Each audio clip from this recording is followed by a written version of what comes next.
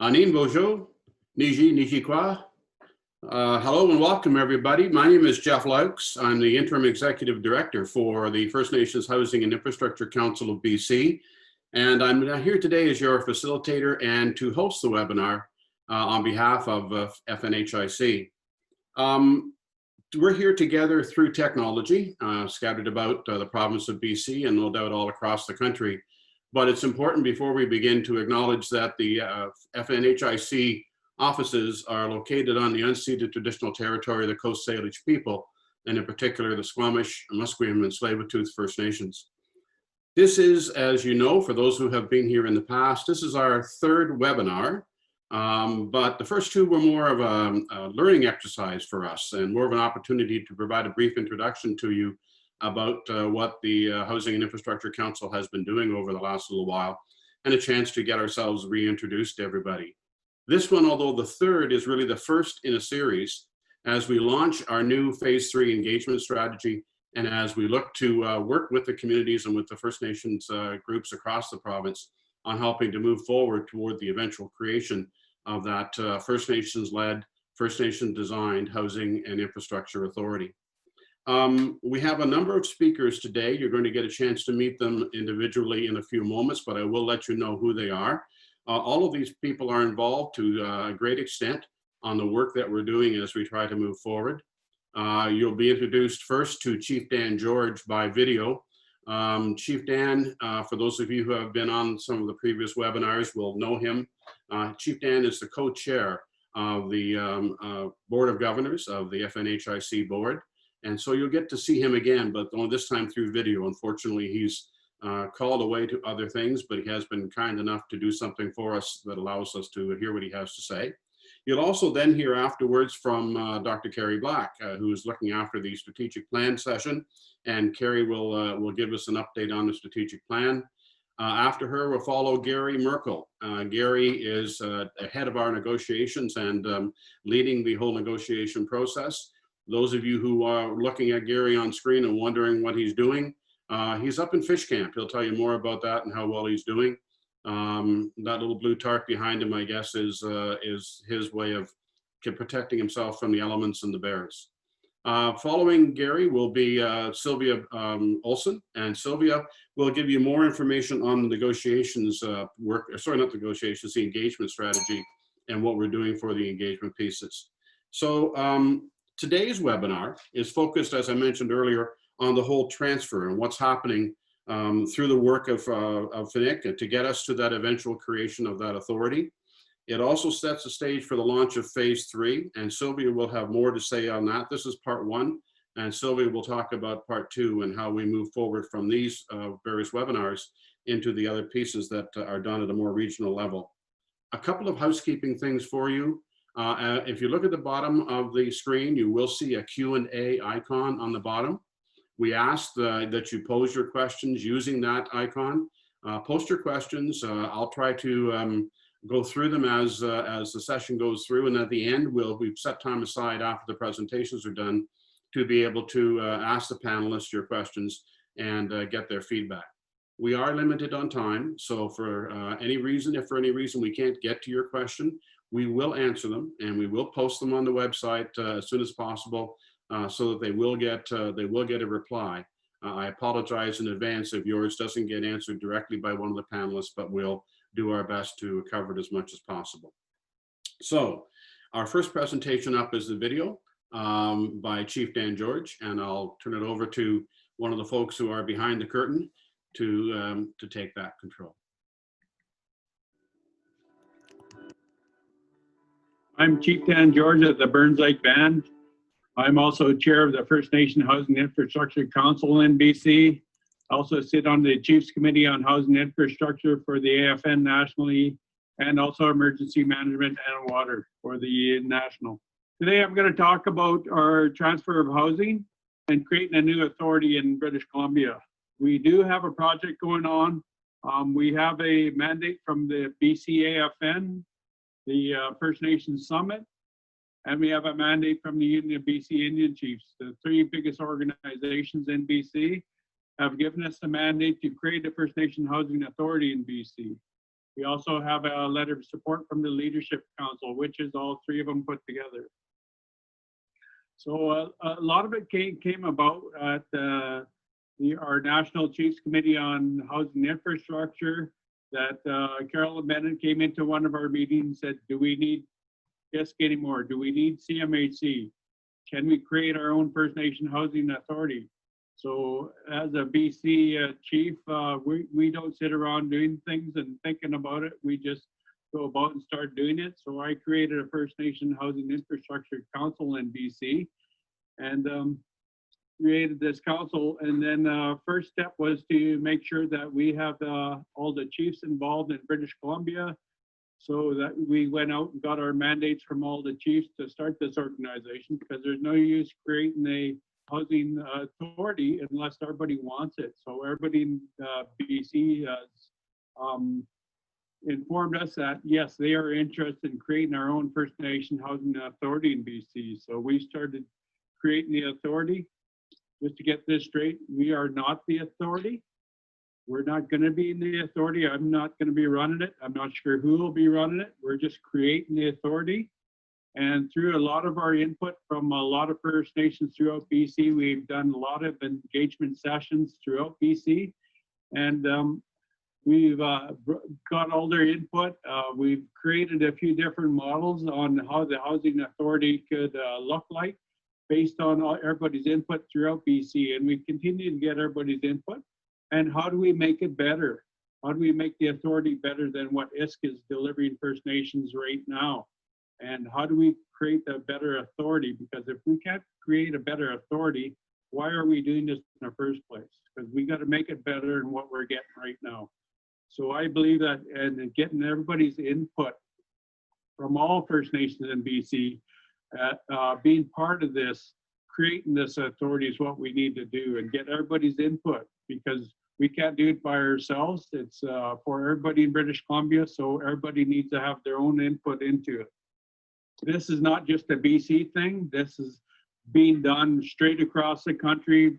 BC seems to be leading the way, so we give advice to other First Nation provinces and give them advice on what we're doing. They don't necessarily have to follow exactly what we're doing, but they can learn from us and some of the mistakes that we've made and continue to progress forward like everybody else in Canada. Through the mandates we have from all the First Nations across the BC, we still continue to do outreach. We have an MOU with the federal government and FNHIC on creating this housing authority.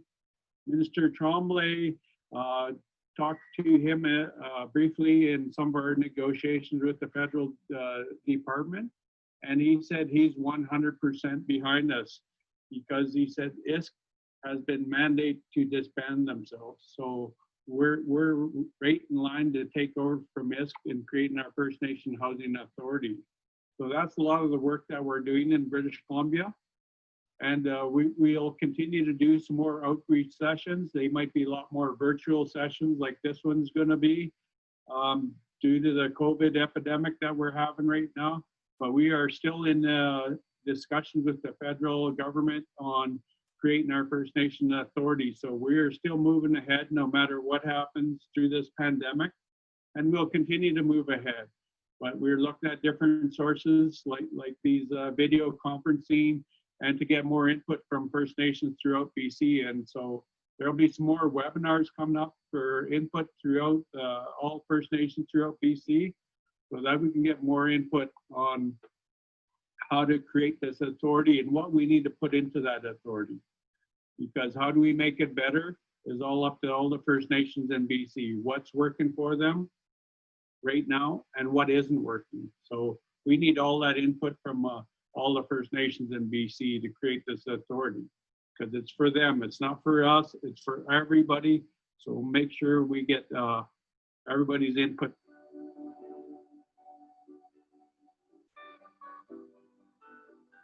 Great. Thanks to Chief Dan for that. And we'll hopefully hear more of the same kind of comments from the speakers who will follow. So our thanks to him for that. And it's unfortunate he couldn't be here today. I've been asked on the agenda now to maybe take just a few moments to provide you a bit of an update as to what's been happening at the First Nations Housing and Infrastructure Council and provide you with a bit of background. The question basically that people have been asking is, we understand that there have been some changes within the council. Why? And what actually has changed or what's happened over the last little while. The why question first. All organizations such as the First Nations Housing and Infrastructure Council grow and mature as they go through time. And so like-minded people get together, as Chief Dan just described as to the initial beginnings of the council. Like-minded people coming together, working passionately to get everything done, coming in small groups essentially at the start to try and get things launched and get things going. And over time, as they mature and as they grow, they all start doing work and doing pieces and they carve it out themselves. And at the start, everyone takes on a role. And you have the board members who are also workers. And there's basically no real clear separation on who's providing governance and direction and who's doing the work. Everybody's got a hand in it somewhere and everybody's doing a piece of it. So at some point in time, it was important for the council to just pause and just hit the pause button for a moment and say, let's check out what we've been doing. Let's take a look at who's taking on what roles and making sure that there's clear and separation between the governance component of the board or of the leadership within the council and the operational component. And that's what happened. The council decided to pause for a second, take a look at the structure, take a look at the work that they're doing, making sure that they were strategically aligned to everything that that had been decided or agreed upon at the start, making sure the priorities were still there and still in place, and that the approach forward was right and that we had the right people in place and the right structure in place to get that happen. So we did that. Took a few months to come through that piece as we worked through the various components. Today, the society is now restructured, renamed. It's the First Nation Housing and Infrastructure Council BC Society. The board is set up in a full governing role. It has a new structure within the board and a new governance responsibility and a new way of providing that leadership and providing that direction. That new structure came into play the end of May. Sorry, no, the end of April. And in early May, the board is now in its new alignment and is now working efficiently and effectively, providing that leadership role and making sure that we're working, as Chief Dan described, toward that ultimate creation of the new authority. The other part of that was to separate the operational piece. And those are the people you're actually going to hear from today. Those folks who are on the operational team. And we've grown from a small group of people, those the smaller entity that Chief Dan first talked about. Still a lot of passionate people, still people committed to make this happen, but the numbers are growing. And we put together a new approach. And that's what we wanted to talk about today, was launching this new engagement approach, launching this new way that the operational team has come together to provide that support to the communities, to make sure that we're getting First Nations involved and making sure we're getting good feedback at the First Nations community level and making sure that we're talking to the right people and knocking on the right doors. We still have, as Chief Dan noted, we still have our mandate, obviously, from the leadership, and we still have work to do to make sure that we achieve the various pieces of that mandate. But the operations group is separate from the board. They're led by the executive director position, and they're focused on the work required and the planning needed to get us to that transfer. So that's why, and that's what's changed within FNHIC. Now what I think I'd like to do is turn it over to the various presenters so you can hear specifically some of the things that are happening and you can be able to have a clear understanding of what we're doing and where we're going. And we'll start off with Dr. Kerry Black, who's going to talk to us about the strategic plan. Kerry? Great, thank you, Jeff. So I just want to begin by saying, I know now that we're working virtually, this webinar may find you just about anywhere. And just so that you know, I am currently located in the traditional territory of the people of Treaty 7. And so it's an honor to be here with all of you today. I firstly want to say that a lot of the information that we will be presenting today, you may have heard bits and pieces of it. And for those of you who haven't, all of this information will be posted online as well. And so where I want to begin firstly is just a reminder and recap of the journey we've taken up till now. And so those of you who've been following our journey will know that we've been focused largely on engagement. It's been a very small group of individuals focused on listening and learning what First Nations want from a new authority. And so what we're doing now is repositioning, shifting, and making sure that our activities are matching what First Nations want and need. The transfer to a new authority requires a tremendous amount of work and a tremendous amount of thinking and engagement. And so that's our priorities right now. What I want to take you through in the time that I have is our strategic plan for 2020 and 2021, and our priorities that we have identified that have through our operations side and the board by listening to First Nations on what we need to do to transfer to a new authority. I think it's important to highlight what Chief Dan said, which was that HIC or FNHIC is not the new authority. We are simply the vehicle that is helping to shape and create the new authority. The new authority will be one that First Nations in BC feel is representative of their approaches and responsive to their needs. And so our focus as an organization is on listening to First Nations in BC about what that authority needs to look like. We're in the process of navigating change as we transfer to this new authority, and it's important that we all understand what will this transfer look like. We know that it'll mean new objectives, new outcomes, and new relationships. And what we mean by that is new objectives of the authority will focus on improved services, and not just services around housing and infrastructure, but also those financial and funding services that are very much needed in communities. It'll focus on increased management capacity as well. With respect to new outcomes, we're talking about a First Nations-centered approach to housing and infrastructure, looking at closing the gap between on and off reserve, finding new opportunities for First Nations in housing and infrastructure, building a really emergent, innovative housing and infrastructure sector in BC, and really ultimately a paradigm shift in the way that we think and know housing and infrastructure. The last one is about building new relationships, and at the top of that list is building new relationships with First Nations. It also means that we will have a fundamentally different relationship with the federal government and Indigenous Services Canada, and this also means that we are talking about a new relationship with the province and with British Columbians. As part of our strategic priority exercise, we sat down and looked at phase 1 and phase 2 engagement in terms of what is the information that we know? What do we still need to know in order to build the authority that First Nations say that they want? And we've aligned that with 5 key strategic priorities that are helping to guide our work.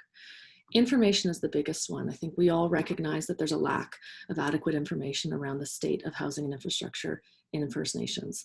We're looking at gathering information, analyzing it, researching, building the right kind of tools that we need to fully understand the scope of housing and infrastructure in First Nations. So this isn't just, asset management, capacity, and service design, but it's also cultural knowledge elements that need to be infused into our understanding of what information is. The second key one is policy.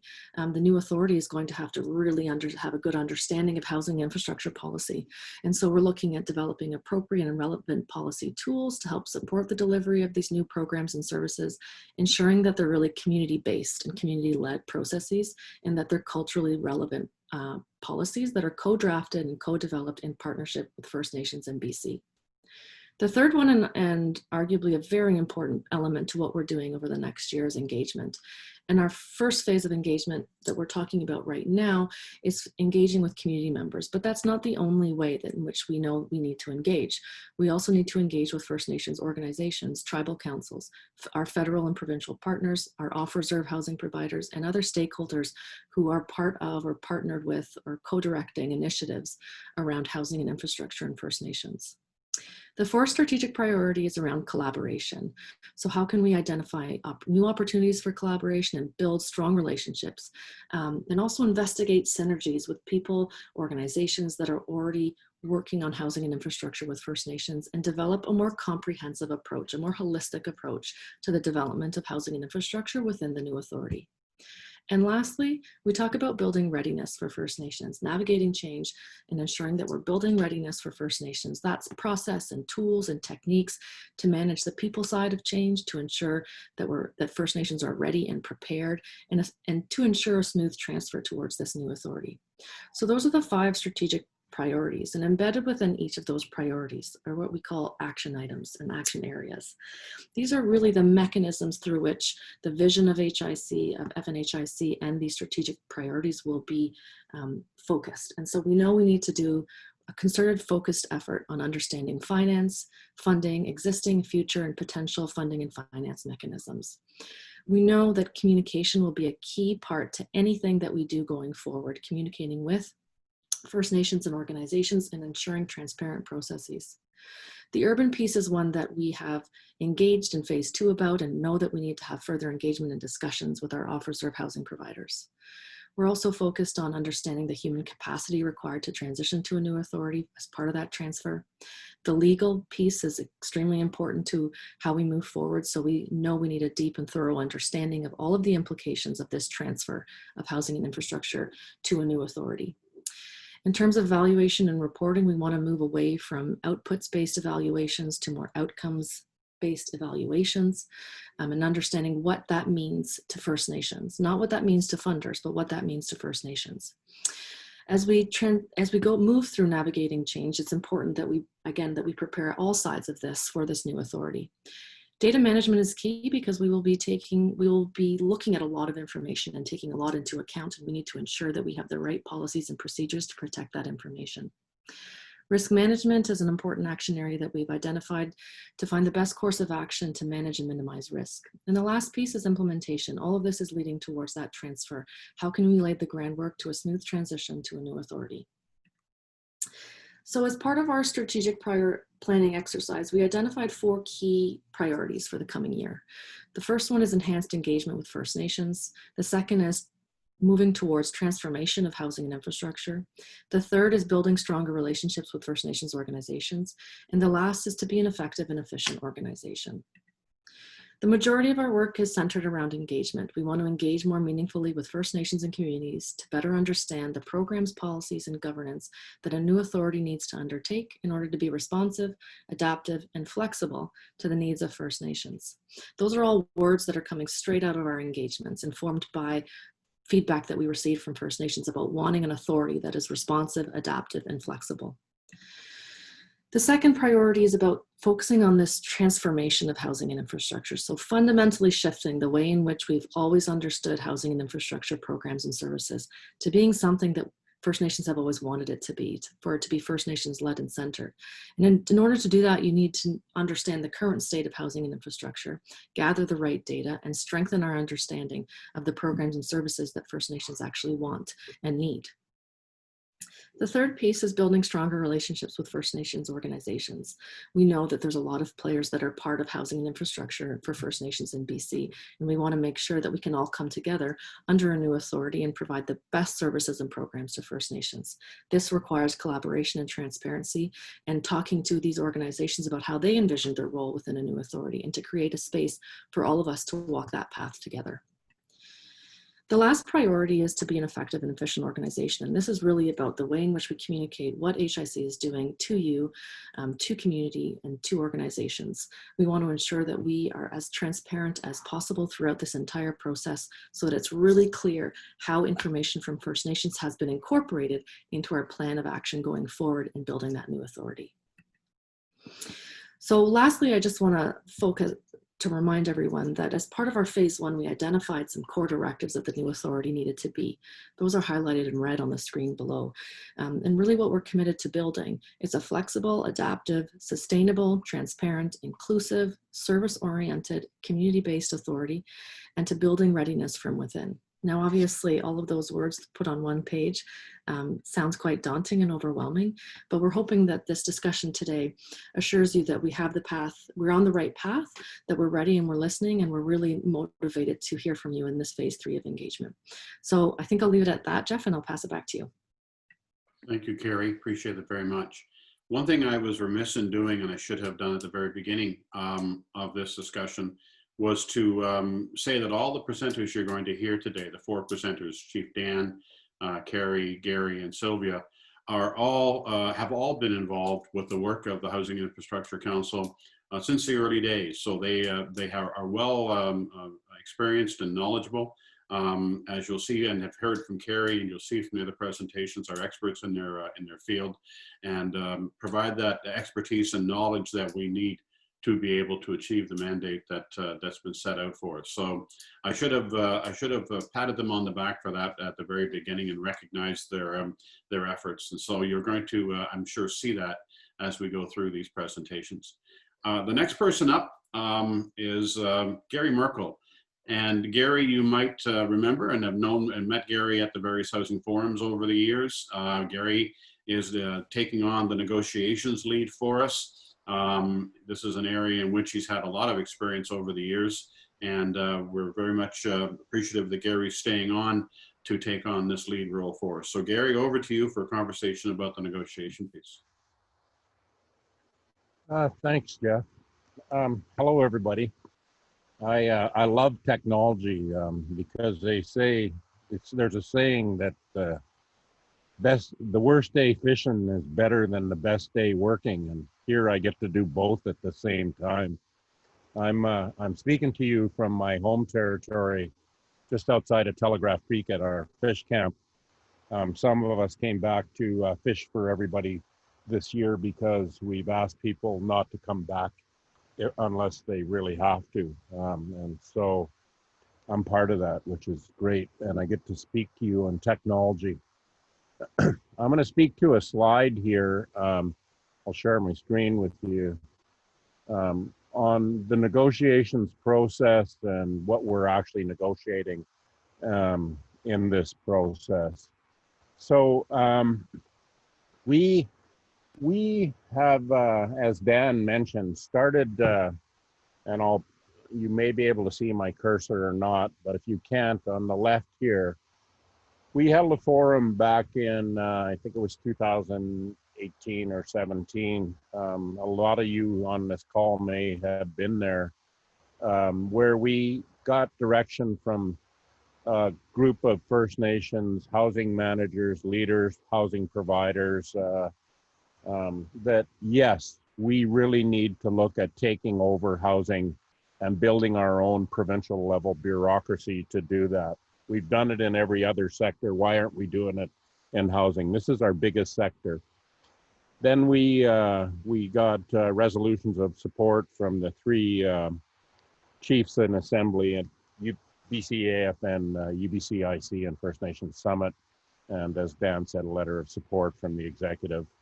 So working with that, we started to speak with the federal government, and we have open conversations with the provincial government to talk about what this might look like. And so when we are now speaking, I'll just talk about the end product for a minute. When we talk about transfer, what does that actually mean? What we are transferring is we are transferring the authorities that create the programs and services and all of the associated budgets to manage those. Plus, we are also negotiating additional funds we have put on the table to help us start to deal with some of the backlog and outstanding issues that we have in housing and infrastructure, as well as additional funds to run this new institution over and above the operating budget that the federal government would do.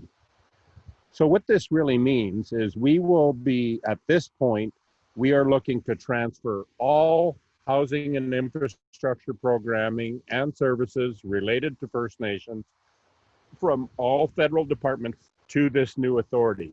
That means once we have the authority and the resources, that we can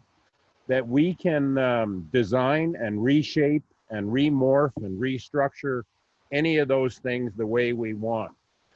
But as Kerry said, we are building this as a community-driven organization.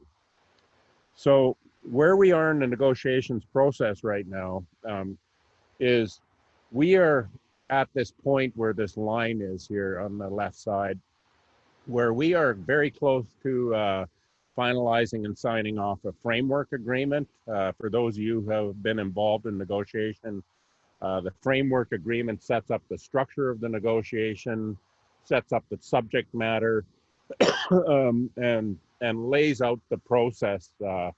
And that once that's approved, we all have a formal mandate that go and negotiate an agreement. The first agreement we negotiate is an agreement in principle, which agrees on all of the major subject areas that we agreed in the transfer or in the framework agreement. We agree in principle on those, on the approach, and there are many, many subjects to deal with in this transfer. And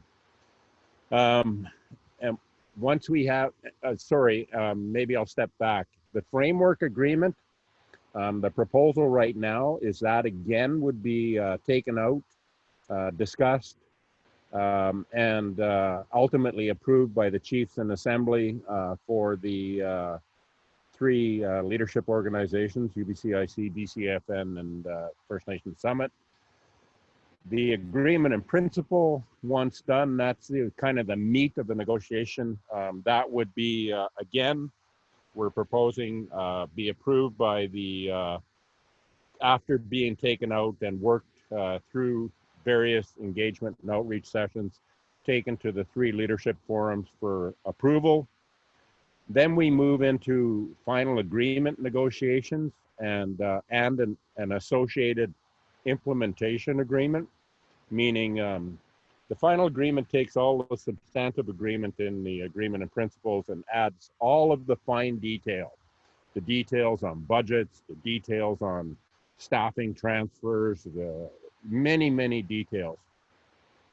That final agreement, once approved, and the associated implementation plan, which applies resources and a specific plan on how to create the new authority, that one will definitely be certainly approved by leadership, possibly through the three organizations, but may also include an additional community-based approval process. We don't know what that is, and we're going to be seeking feedback from you on that to think about what kind of approval level do we want to signal for that to make sure that we're all comfortable with what we're moving into.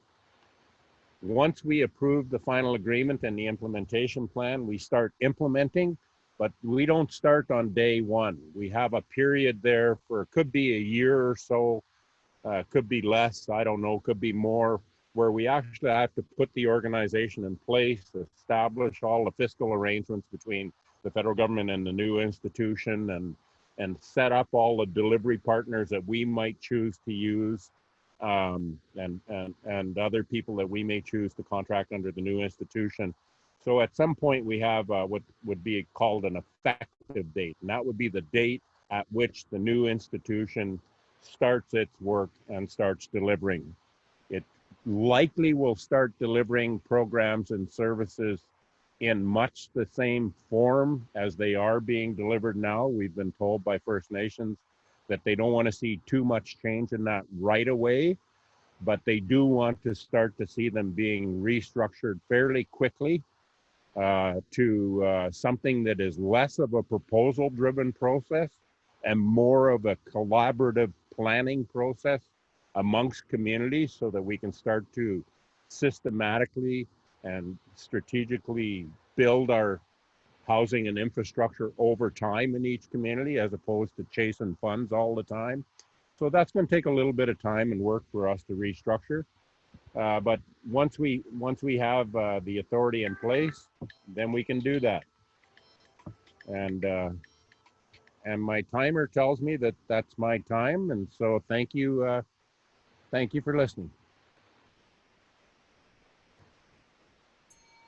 Thanks, Gary, very much appreciated.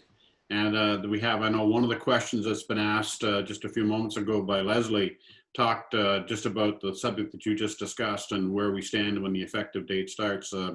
So I may come back to you for just a follow-up to that to make sure that we've covered her comments.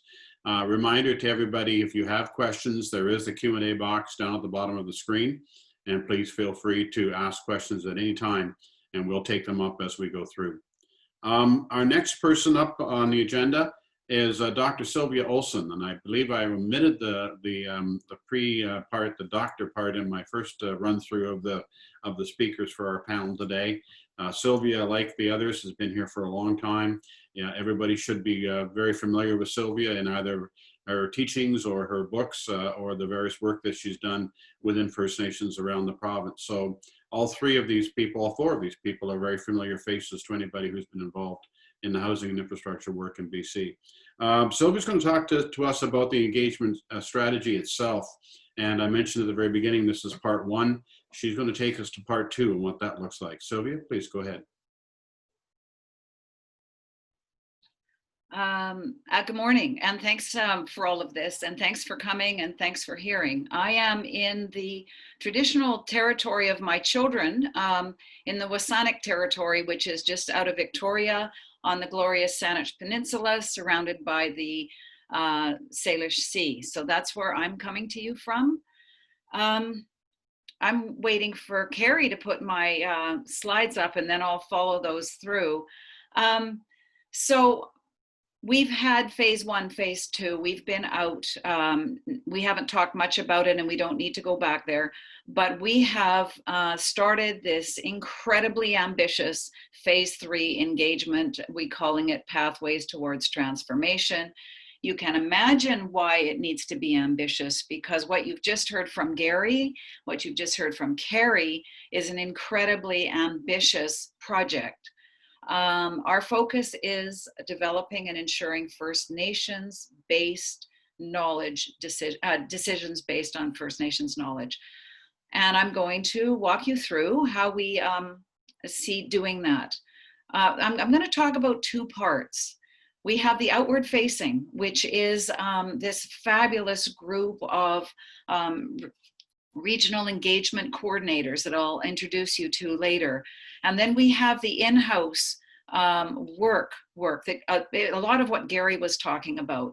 And we have now launched an expert advisory group. So FNHIC grew last fall. We have now grown exponentially just recently. And as Dan said, all of our discussions with you have to be done due to COVID online for the rest of 2020 for sure. So our engagement team, I lead the engagement, Kerry leads the communication. We actually have a relationship. There's not two departments, there's only one. Crystal Scheck is our administrative support. And I was expecting to see Courtney Crane's name here. She is our fabulous new hire that doesn't really have a title yet, but she's doing all things media and communications. The teams we want to introduce you, the wheels. I'm talking about the wheels for that ambitious project that you have just been introduced to. So here's the wheels. Our new wheels are our regional engagement coordinators, and I know they're out there. They're listening. And this is our outreach team. We've got 7 in different regions across BC. And the other engagement stream is our expert advisory group. And I know that there's a few of them out there as well. And this is the authority building side. One is the asking side. The other is creating some of that material that Garry was talking about. We have 12 First Nations housing and infrastructure specialists, and they are going to lead up sub-working groups that will have that will research specific topics, and we'll have people, all kinds of experts on those panels, not just First Nations. We'll branch out. So that's our team. Just quickly, those regional engagement coordinators, you're going to see them. You're going to hear from them in your territory. 7 of them have a list of regional First Nations, and they're going to be focused on you. These are highly skilled communicators. They are passionate FNHIC champions, and they're the new face. They're going to be building relationships in all their regions. They're going to be coordinating your engagement sessions. They're going to be recording the feedback, and they're going to be assisting us on research. I'm just going to introduce you to them real quick. In the Northeast, Nikki Lindstrom, she's in Prince George, she's Soto. The Northwest, Ivy Bell, she's Haida. Region 3, the central area, is Beverly Smith, Statman. We have Region 4, the North Island, Maryland, Johnny's, Quaguth. Region 5, Lower Mainland and South Island, Doug Harris from Sanemus. We have the Fraser Canyon Valley region, Mona Bill. And the Southeast is going to be looked after by Braden Idzurtsa. And he's from Metlakatla, and he's a young communication star, and we're really looking forward to working with him. So those are our RECs. We have, you'll see it on our website. I'm not going to go through this here, but we've thought this engagement out in a different way. We have different levels of engagement. We're going to go out and inform. We're going to consult. We're going to bring information back. We're going to involve, for instance, these 7 regional coordinators are going to be involved in a different way. We're going to collaborate, and we're going to empower, and you're going to see that in the work that we're doing now. It's not a case of us going out talking and you speaking, and then that's the end of the story. This is a much more complex kind of engagement approach. So the wheels, I'm here to talk about the wheels. How are we going to do this? We have to get First Nations input. As Dan said, and Dan always says, this is a First Nations led. How do you do that? That is actually a lot easier said than done. And what I'm talking about is doing it. So this, our webinar side of the engagement strategy, is to inform. Doing just right now, we're just talking to you. We're just putting stuff on the table. Everybody's involved. We're going to have 6 of these in the next 5 months. And all of this material is going to be posted on the website. So we're hoping to throw this out widely, not just in this vehicle of the webinar, but also written also on the website.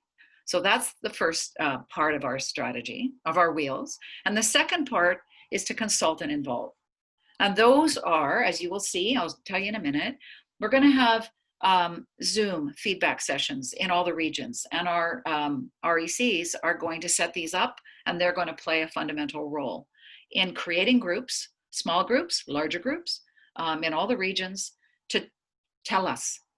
We'll be recording those, we'll be reporting them, and they will be fueling all the decisions that FNHIC make. More on that later. So that's the first part of our of the wheels, and you're seeing it right now. Pause. Yes, this is the first one. Webinar, transfer to new authority. It will be followed up by engagement sessions, which you will hear about. And for the next 2 weeks, those engagement sessions will take place. And they will have targeted questions. And our questions this time are about how can your organization and FNHIC work together to promote transfer? That's a challenge, and it's important. Really super important to this is how can FNHIC navigate the change with you, with First Nations? This is a huge shift. And as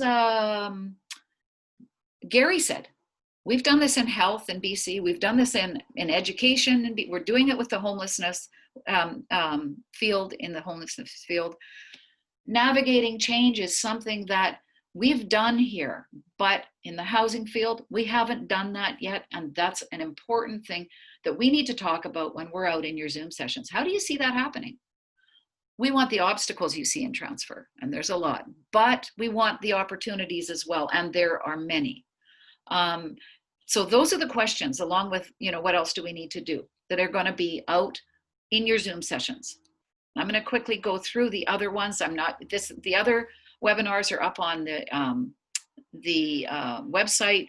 So real quick through these, we're going to focus on infrastructure programs and urban housing. As the next one, we're going to look at, programs was the last one. Sorry, this is infrastructure and urban housing. And then the next one, held in end of September, is funding and finance. These are going to be focused. And then October 14th, governance. And these are webinars followed by extensive feedback.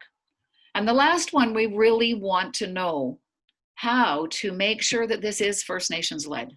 And that's also easier said than done. So those are them. You can see that schedule. In addition, we're doing these targeted engagements. So those ones will be open-ended. We're going to do some targeted. Our regional coordinators are going to gather groups of youth, elders, women, young parents, people with diverse abilities, and people living away from home, not just in urban housing programs, but people that are the citizens of our chiefs that are living away from home. We're going to have these targeted sessions. We're also going to have targeted sessions, as has been said, with tribal councils, self-governing First Nations, etc.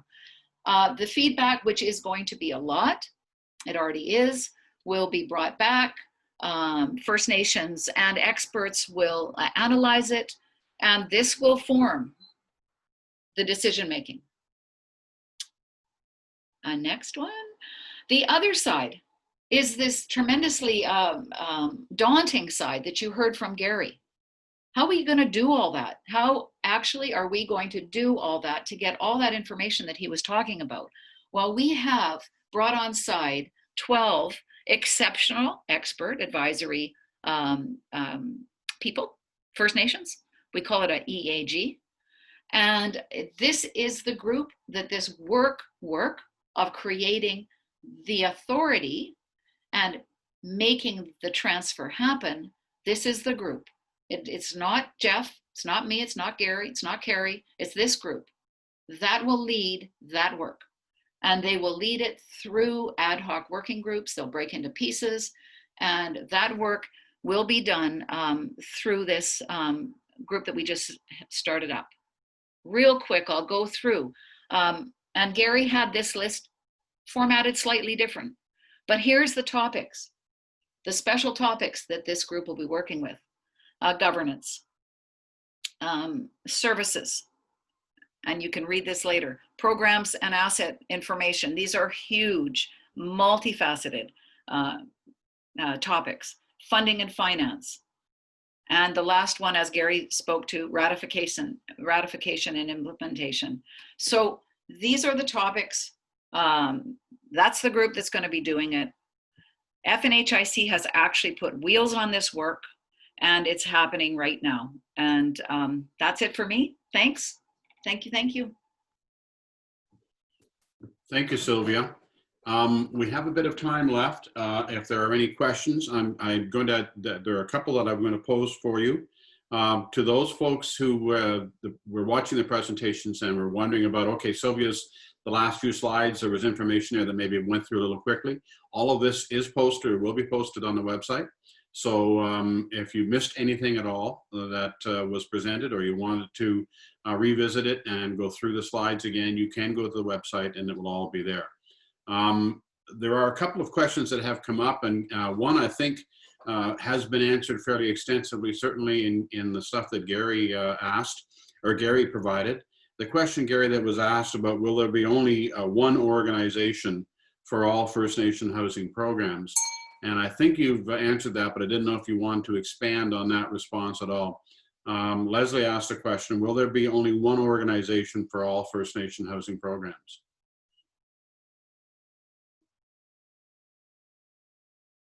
Can't hear you, Garry, you're on mute. Yeah, no, I was on mute. Yes, that's the intention for all federally delivered programming. There is maybe one exception that we haven't figured out how to deal with yet, and that is the larger assisted housing envelope that's transferred to British Columbia and then delivered to all kinds of people, including Aboriginals who need assisted housing. It's primarily an urban program. We are also intending to and have started the conversations with British Columbia to look at how we can align our delivery on the First Nation side with the provincial side. And in my perfect dream world, it'd be one planning process, one application process. A concept that has been floated but in some of our focus groups with First Nations is maybe having regional planning forums, having comprehensive community development plans for housing and infrastructure in each community having planning forums on a regional basis, figuring out allocations to communities, and then systematically developing each community to its plan.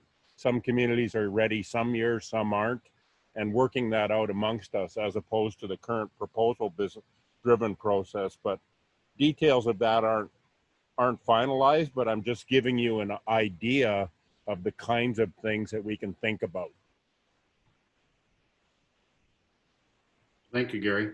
There is one question, and this is more of a comment, I think, that for us to maybe look at, and I'm not sure, Kerry, given your role in helping to oversee some of the communications piece and some of the work that's been done and the recent upgrades that are happening to the website and the way we reach out through Courtney Crane's work, was a background piece on how all of this started, how all of this work was put together, so that there are those who obviously aren't here today that might want to be able to sign on and get some indication of when the meeting dates were that this all sort of come together. I know there's stuff there about the initial origins of the thinking behind it, and some stuff on the MOU that was signed and other things that are there on the website.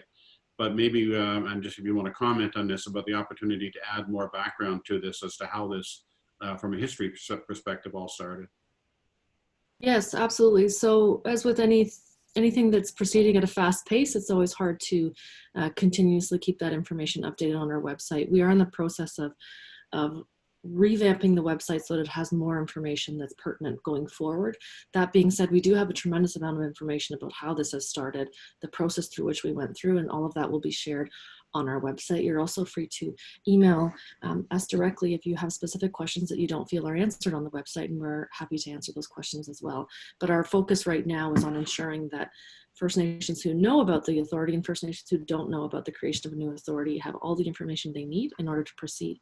Part of that is providing information on our phase 1 engagement, which proceeded about 2 years ago, about phase 2 engagement, which was held last year, about the design exercises we've gone through and the information that we've presented and the information that we've pulled in on our forums and other areas. So we will be providing all of that information on the website. Some of it is there right now, but it may not be as easily accessible as we'd like it to be. So as we transition into our phase 3 engagement, a lot more information being put up on the website, a lot more of that background, and a lot more information as to how we're planning going forward. So yes, all of that information will be available.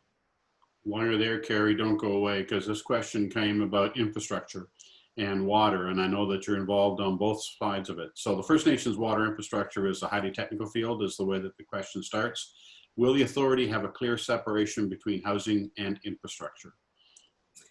It's a great question. I would say, if we're being honest and transparent, our engagement up until now has not had a thorough conversation about what First Nations consider infrastructure and what they consider are important programs and services within that. The water portfolio for infrastructure is huge. It's massive.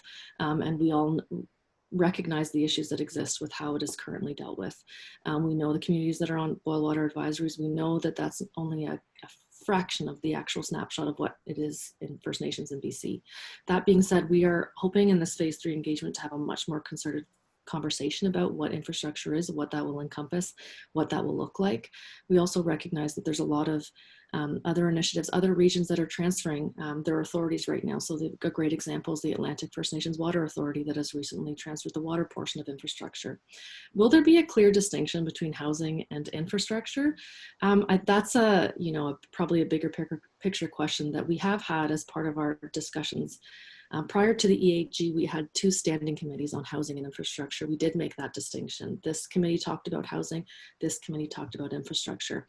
And soon it became obvious that there was a lot of parallels that existed. There's a lot of overlap. You can't have a house without infrastructure, and there's not really a point to infrastructure if you have no house for it to go to. So there's a lot of links there that are important to recognize. There's also a huge difference in how those programs and services are doled out. And so part of phase 3 engagement is about narrowing our conversation about infrastructure, and also recognizing that the way First Nations think about infrastructure is inherently different than the way that funders have been thinking about infrastructure up until now. So our engagement will focus on broadening that conversation and hoping to have a clearer picture and answer going forward. Thanks, Kerry. Very good. Garry, I'm going to come back to you, and I'm going to put this as the last question given our time limit here. We're getting close to the end.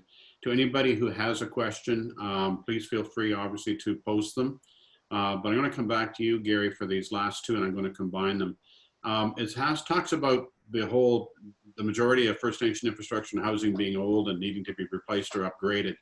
And so the question is, will the negotiated transfer include the cost of deferred maintenance and replacement, not only meeting the needs for new, but obviously all addressing the older infrastructure and housing?